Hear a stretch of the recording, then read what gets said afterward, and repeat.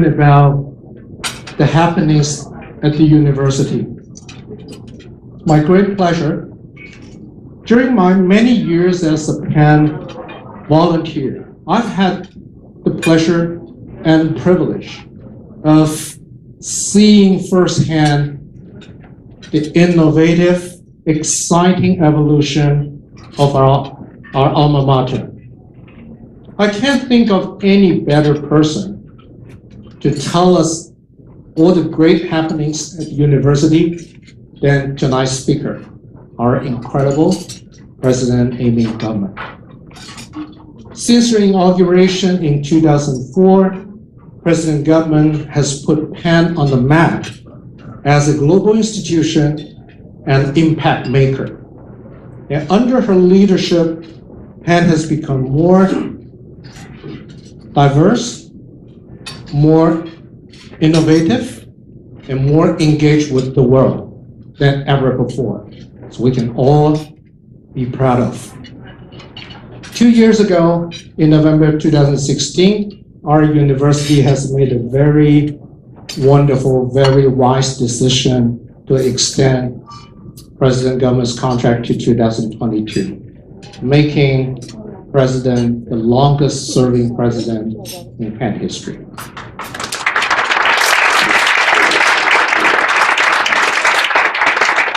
After tonight's presentation, you will soon understand why she was recently named to Fortune's list of the world's 50 greatest leaders.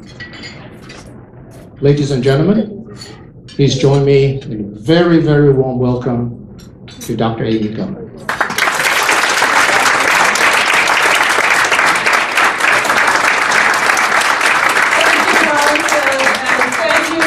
Wellington, for being such a great leader of the Taiwan Club of Penn. It's the Penn Club of Taiwan. And thank you, Claire, as well. You're just wonderful ambassadors for our university. And welcome, everybody. It is just wonderful to be here. It's just fabulous to be in Taipei. Welcome. There's no better place to feel the warmth and the engagement of Penn in Asia than here in Taipei. And I want to share with you just a snapshot of not just our present, but our future, and how important your engagement is in making Penn an ever more inclusive, innovative, and engaged university.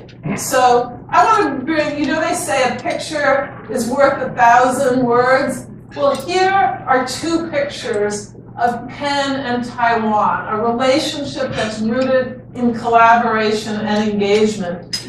On the left is the annual Penn, every year, the annual Penn Taiwanese Society Night Market. And on the right is the Lunar New Year celebration. So you can see that whether I'm here in Taipei or in Penn, we and Taiwan have a very, very close relationship. If you know nothing else about our strategic vision for the university, you should know that it is based on 3 I's. Inclusion, we want to grow it. Innovation, we spark it. And impact, we accelerate it. And if you put 3 I's together with your hands, it makes a W, a we. So those 3 I's are about us, about how much more engaged, inclusive, and impactful we will be together. So let me show you some specifics about the Penn Compact, which is now the Penn Compact 2022. It's our vision to propel Penn as the preeminent global university in the 21st century. So the first thing we do is we grow inclusion. And here's a picture in the background of the Taiwanese society you just saw. And here's some facts about what Penn does to promote inclusion, both at home and abroad. And I'm not going to go through all of them, but just take the first line. 100% of demonstrated need is met by our financial aid policy for every single student admitted as an undergraduate at Penn. That means whether you come from the United States or abroad, if you're admitted to Penn as an undergraduate, we will meet your full financial need. And we'll meet it now with an all-grant policy, which means, if you look at the bottom left, that 68% of Penn students graduate debt-free, which is an amazing statistic. If you look at the top again, almost $2 billion we have spent on financial aid just for undergraduates. And look at how many international undergraduates are at Penn. Over 1,500. That's the greatest number in the whole Ivy League. Now look at the middle box. That is something that we all can be incredibly proud of. In 2004, 1 out of 20 students admitted to Penn would be first in their family to graduate college. Fast forward to 2018, and our undergraduate freshman class, 1 out of 7 will be first in their family to graduate college. I'm very proud of that. Why? Because that's what propels opportunity forward. We bring the best and the brightest students from wealthy families and from low-income families together at Penn. And that inclusion is what not only sparks those students' futures forward, but it sparks our university and societies forward. I was first in my family to graduate college, and I can tell you that I would not be standing here now without the financial aid that made me able to graduate from an Ivy League university. So if you look at the bottom middle number, 26%, that means over a quarter of our undergraduate class now is either low income or first generation. And look at the bottom right, 88 countries are represented in our incoming class. 88 countries. You know the United States has 50 states. We have 49 states represented at the University of Pennsylvania in the incoming class. We're missing 1 state this year, and we have 88 countries. For those of you who know the United States, you might be able to guess, but it's hard to guess which state is missing. It's one of the big states with a very small population, which begins with a W. Anyone guess? Wyoming. I heard someone get it right. Yes. Okay. So here is one of our strategic priorities. We are growing the largest international undergraduate population in the Ivy League. Our international students in 1992, look at that, they were 4%. Look at our international students this year.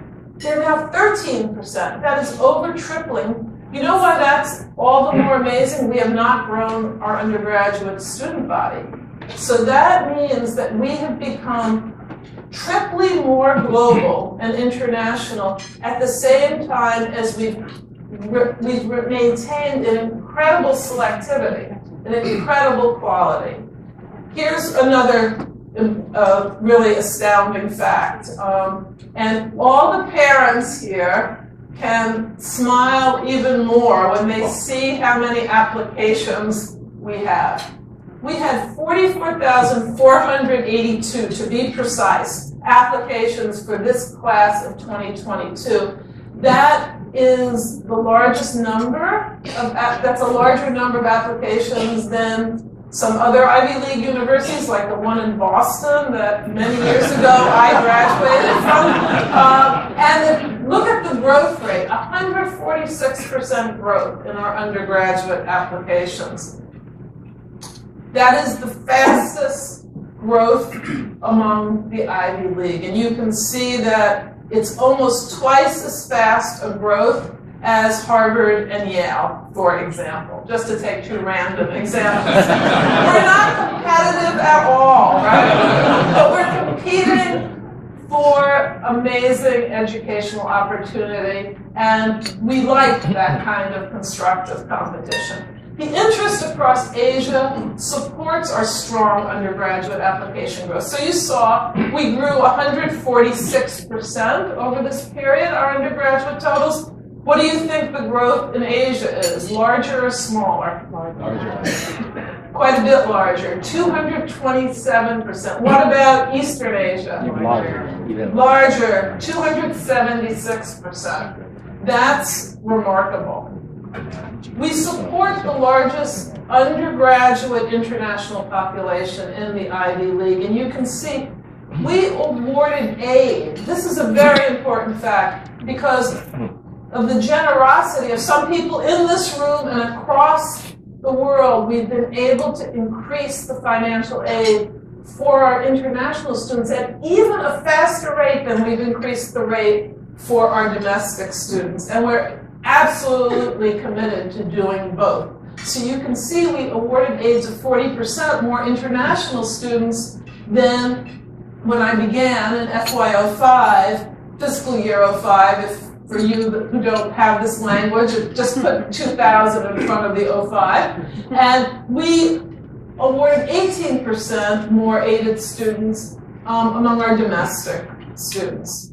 Here's another important fact. We provide more unrestricted financial aid to our undergraduate international students than any of the other Ivy League universities. We're very proud of that. You can see the growth. It's a very important growth, and we're committed to continuing that growth. And it really depends on the generosity of our alumni and parents. So here's a very big priority. And it's the priority that makes the opportunity of education so meaningful for so many families and communities.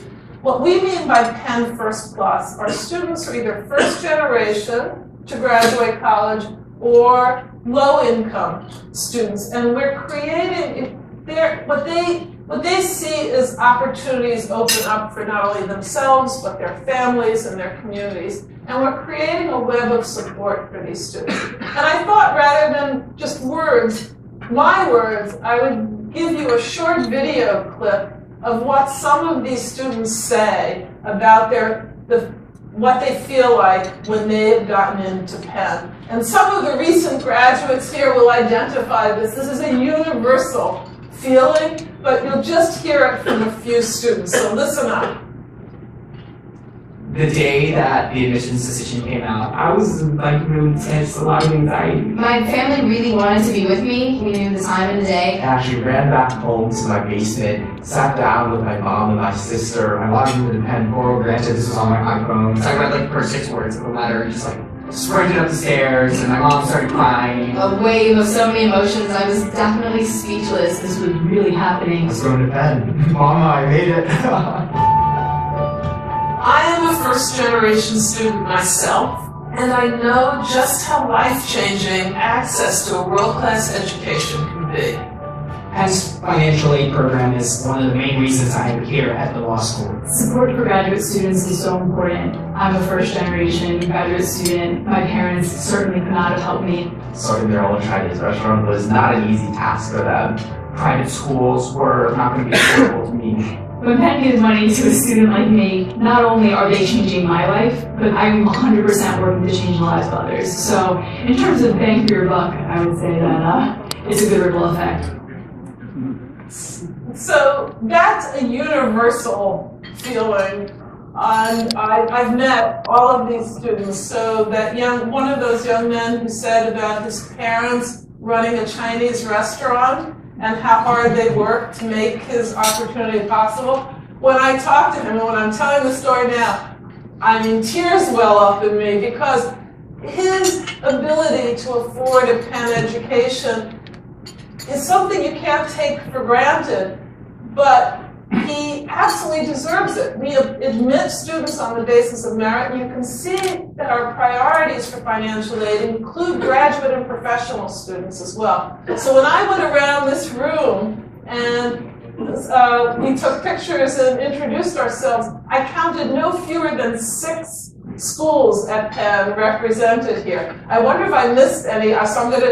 There's design and law and Wharton and the college and graduate school of education and engineering. I said more, and engineering. That's 6. Have I missed any? Arts and Sciences, the college. So Arts and Sciences in the college. So I put those, they're both in the School of Arts and Sciences. So half of the schools of Penn are represented right here. Every school at Penn, every one of those schools has financial aid as a very high priority. Why? Because bringing the best and the brightest students together is absolutely what sparks innovation and creativity. That's what makes us such a great university. And the core, if the students are the heart and soul, the brains of our university who are teaching, are our faculty, we have created world-renowned multidisciplinary professorships called Penn Integrates Knowledge University Professors. We call them PIC professors for short.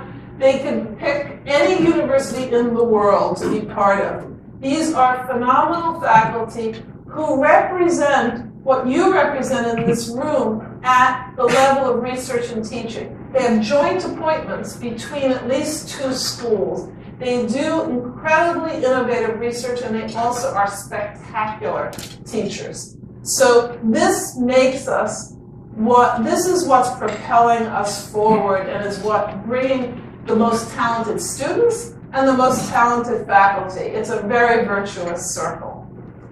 Penn faculty also lead the way in online learning. So we have over 7 million enrollments in our online courses. The Wharton set of courses that you can take online are the best of any business school that you can do online, and you can get certificates for it. Not the same degree you can get residentially or in executive ed, but the certificates you can get by doing a Wharton online are second to none. And then we also have, you see in the middle, the first Ivy League Masters in Computer Science that we have just launched, which is a totally online master's course, and it's at a third of the price of the residential master's course. We have almost 150 faculty members participating in what are called MOOCs, which are massive open online courses, and they're just an incredible way of expanding access to an innovative education. So they also help in class learning, because they enable us to do blended classes where students can learn things online outside of class, and then they come in the classroom and they interact with faculty much more than would otherwise be possible. Penn faculty are leading the way. Penn is the destination for multidisciplinary learning. In order to do that, we build it so you can come. We build beautiful, functional, fabulous buildings for the ages. The Singh Center for Nanotechnology, the Stephen A. Levin Building is for neuro and behavioral sciences. The Pennovation Center is our center. You understand Pennovation is our branding for innovation. It is the center where we bring things to the marketplace. Our discoveries of our faculty and our graduate and professional students, who literally set up shop at Pennovation. It's a 23-acre campus right across the river from our main campus. And in 2005, we had 50 commercialization agreements. In 2018, we had 650. That's what Pennovation has done for Penn. Our Perlman Center for Political Science and Economics, the Patient Pavilion at the Hospital University of Pennsylvania, which is designed by Lord Norm Foster, from the London-based prize-winning architect. That's our largest project in Penn's history and Philadelphia's history. It's 1.5 million square feet. Patient Pavilion, Hospital of the Future, designed from a patient perspective, a $1.5 billion project. And the Wharton Academic Research Building, which is one of our newest Wharton projects, and it's only one of several very important Wharton projects, including we are going to do a new venture lab for all our undergraduate students, led by Wharton Professor Carl Ulrich, and it will be on our main campus, and it will be the equivalent for undergraduates of what the Pennovation Center is for our graduate and faculty. So here is the new home for political science and economics. Undergraduate students are core to our interdisciplinary collaboration. Almost 3/4 of our undergraduates pursue interdisciplinary studies, and some of you know these very well. We have international studies of business and management and technology and digital media design and philosophy, politics, and economics. We have many, many interdisciplinary majors which have propelled our students forward to be leaders in their field. 22% of recent graduates work in technology, startups, or entrepreneurship.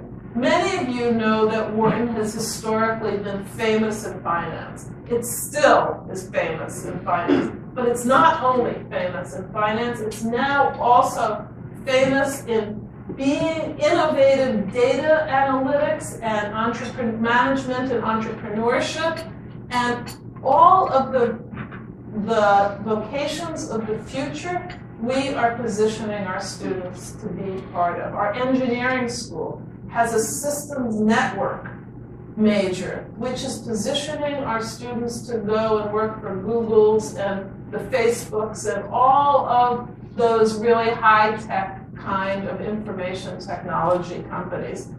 40 undergraduate founded startup companies have been associated with our Penn Center for Innovation. So what is this all about? When you grow inclusion, you spark innovation, and that accelerates impact. And that really is our mission, to have advanced knowledge for good by accelerating the impact that our graduates and our faculty can have on the world. So in order to do that, everything begins with the youngest members of our Penn family, our undergraduates. And I thought at graduation, we give all kinds of prizes. We give athletic prizes, we give leadership prizes, we give prizes for popularity. Students elect the most popular students and the ones who they think have done the most as undergraduates. We hadn't given a prize for students who have come up with projects right after they graduate to have impact in the world, to come up with new imaginative projects that they can do either individually or in teams, until we created the President's Engagement and Innovation Prizes. And these are one-of-a-kind prizes. They're the Rhodes Scholarships of Impact and Engagement. They give students $100,000 to put to work in a project in the world, and plus a living stipend. They're extremely competitive. They have to come up with a business plan as well as a conception of the project. They all have faculty mentors. Here are the winners this year. We had 9 winners for 4 projects, and this, let me just give you a sense. This will give you a sense of how our multidisciplinary education comes together to have impact. These are amazing projects. They're everything from working in an orphanage in Mexico to bring good health care, that's Healthy Pequeños, to obviously technologies is finding a way of treating glaucoma by a nanotechnology that you put you can implant in the eye, which is partnering with some of our doctors. It includes an engineering student, a Wharton, and 2 Wharton students. So here, these 9 students, 2 of them are engineers, 1 of them is from the College of Arts and Sciences, 1 of them is a nursing, and 7 are Wharton, have Wharton degrees. So that adds up to 11. There are 9 students, right? Why? Because some of them are doing dual degrees. Every one of these teams is a multi-school team. And they're quite amazing. Let me just show you a picture of the repurposed team. Okay, these 2 young people went to Mumbai and worked with the the Kabbalas, to reduce waste in Mumbai. They are the garbage collectors of Mumbai. They're among the poorest of the poor in India. And one of the biggest problems in India is waste management. They created a mobile app that will enable the garbage workers to quadruple their income by recycling efficiently. They've gotten the city of Mumbai's cooperation and enthusiasm and this whole organization, and they're already there post-graduation doing this. It's just amazing. So many of these projects are international, and they're amazing to see what these students can do right after they graduate. So our goal internationally is to bring the world to Penn, and we've created a hub on campus, an international hub right in the center of campus, and bring Penn to the world. So here's a Silken University Forum, which I hosted on refugees and immigration. And you may or may not recognize these two gentlemen. It's Vice President Joe Biden and former Governor of Florida, Jeb Bush. And Joe Biden and Jeb Bush, who I've gotten to know very well, are now presidential professors at Penn. And they sat on stage and discussed immigration. One's a Democrat, one's a Republican, and I asked them, okay, come up with a compromise that you all could agree to, and right on stage in front of 1,300 of our students and faculty, they agreed on an amazing immigration policy for the US. And it would really, for us, be a great symbol of the power of Penn to have these two wonderful statespeople be able to teach our students and speak about how we can move our society and the world forward with more openness and more collaboration rather than the reverse. So we haven't announced this, but this week we are announcing that Jeb Bush is a presidential professor at Penn. We launched the Penn Biden Center in DC. We have this wonderful center overlooking the Capitol in DC, and we're bringing global diplomats both to our campus and to DC. Here is Penn's impact in Asia, just some of the numbers. And this is just a few numbers I thought you would be interested in seeing. Look at the top middle. 1,350 Penn alumni live in Taiwan as of this spring.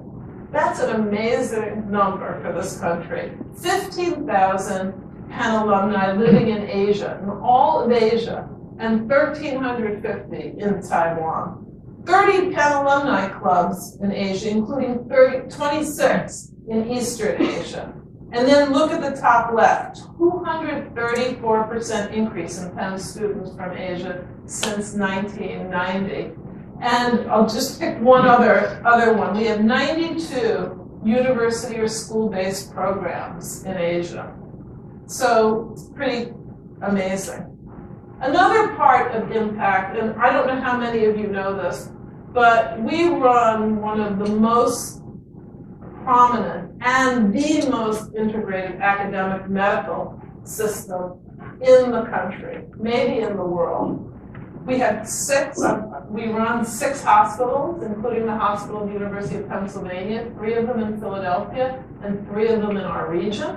And we have amazing researchers, and the mission is to bring research and education into the highest quality patient care. So this year alone, the Food and Drug Administration approved 4 new therapies that are now able to be used, not experimentally, but as proven therapies that have actually brought people who were dying of cancer and made them cancer-free. The first pediatric patient was Emily Whitehead. She was the only child, she is the only child of the Whitehead 6 years ago. She was 6 years old, and she was dying of leukemia. Every treatment had failed her. She was literally dying of leukemia. And Carl June's therapy was used on her and on an experimental basis. And I told our incoming freshmen last year, as a Penn Med-Vac helicopter was flying overhead, coincidentally, that they were in middle school when she was a 6-year-old. She is now in middle school as a 12-year-old, cancer-free. There are now hundreds, yes, it's working around the There are now hundreds of young people and adults alike who are cancer-free because of this therapy. And a conservative estimate is now that it's available worldwide, there will be 10,000 lives saved per year. That is what I call the ultimate impact. And you hear it from me now, but even better is not hearing it from the person who's in charge of this research in hospitals, but by an outside source. And after this was announced and it became public, the Wall Street Journal gave us this headline. Franklin called for an academy to teach, and this is a quote from Benjamin Franklin, those things that are likely to be most useful. Today, Penn lays claim to having incubated the world's largest cancer breakthrough.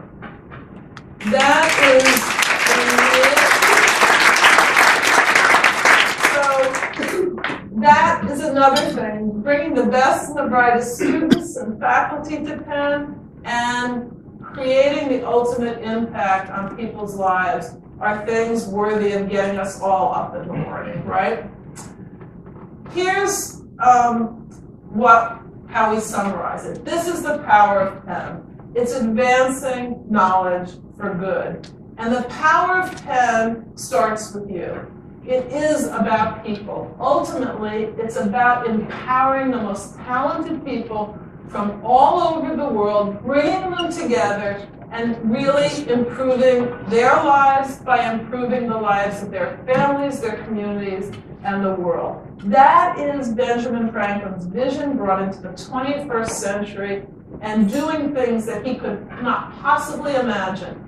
You don't have to go back to Franklin's time to the invention of the first electronic computer, ENIAC. It was invented at the University of Pennsylvania.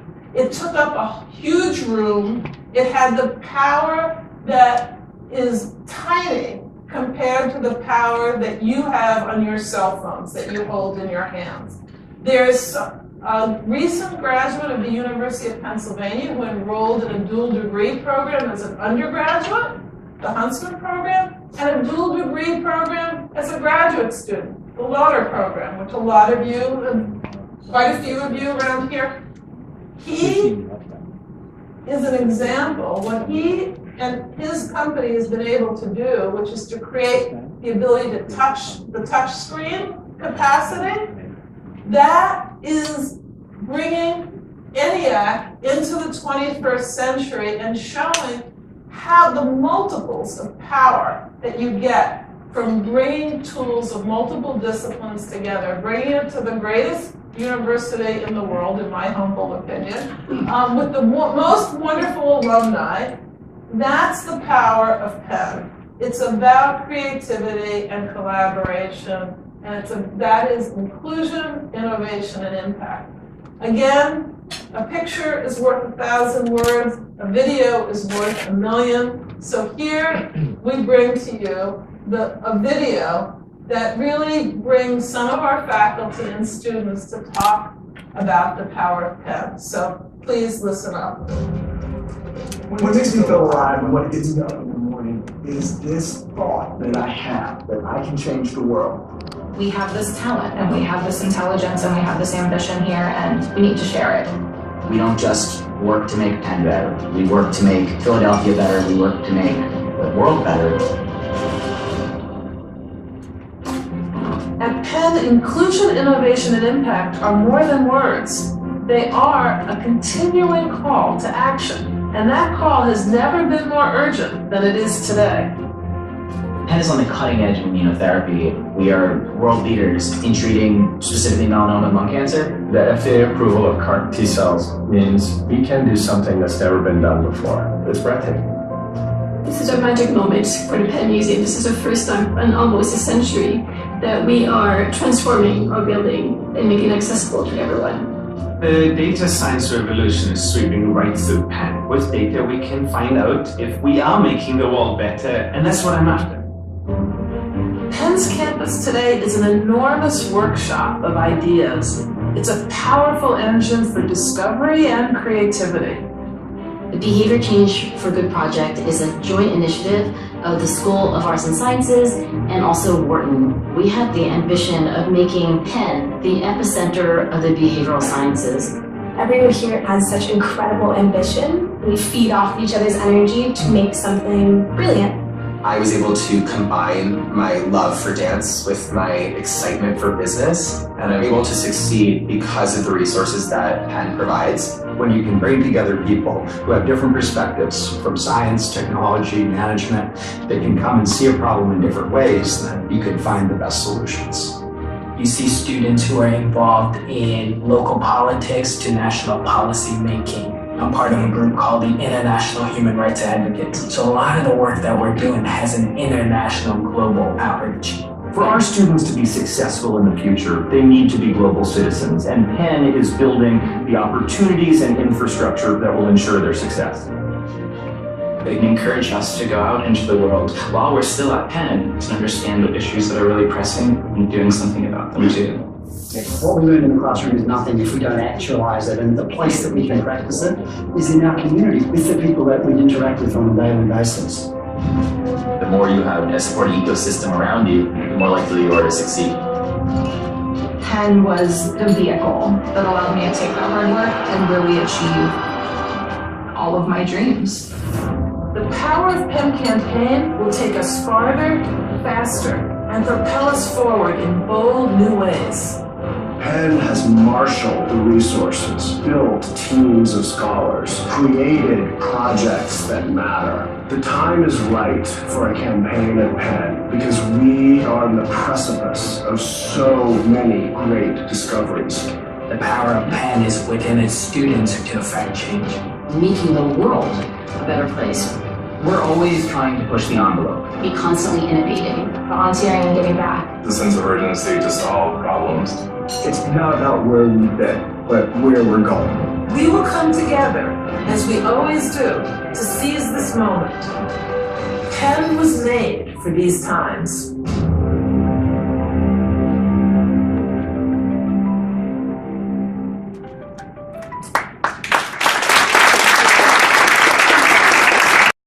Energy and the talent and the loyalty in this room is really, really moving. So I thank you all so very much for being such a wonderful part of the Penn family. Thank you.